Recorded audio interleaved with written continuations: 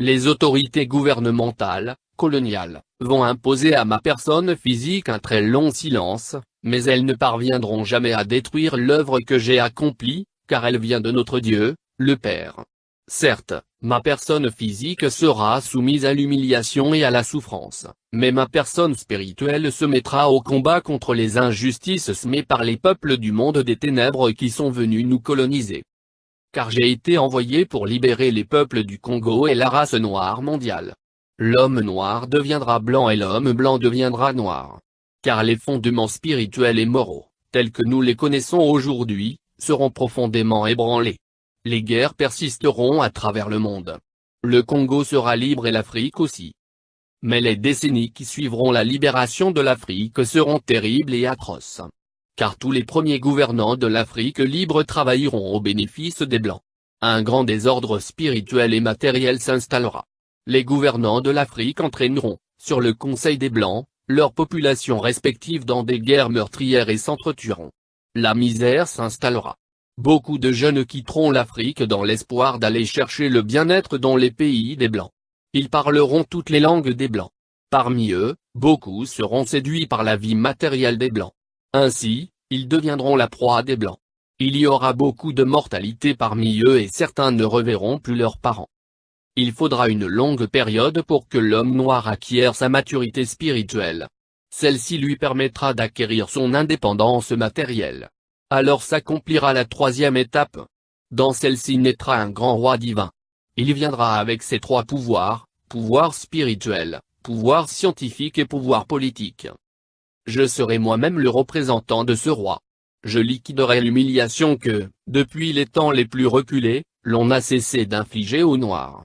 Car, de toutes les races de la terre, aucune n'a été autant maltraitée et humiliée que la race noire. Continuez à lire la Bible.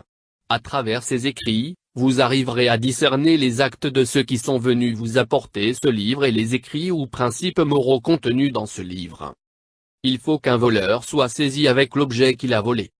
Nous aurons notre propre livre sacré, dans lequel sont écrites des choses cachées pour la race noire et le peuple du Congo.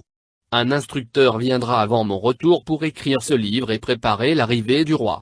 Il sera combattu par la génération de son temps, mais petit à petit, beaucoup de gens comprendront et suivront son enseignement. Car sans cet enseignant, qui préparera les peuples Congo? Car l'arrivée du roi sera très meurtrière et sans pardon. Alors, il faut que les peuples du Congo soient instruits avant cet événement. Vous ne savez pas encore ce que c'est qu'une guerre spirituelle. Quand les peuples Congo commenceront à se libérer, tout pays qui osera attaquer le Congo sera englouti sous les eaux. Vous ne connaissez pas encore la puissance de ceux qui sont envoyés par le Père Tout-Puissant.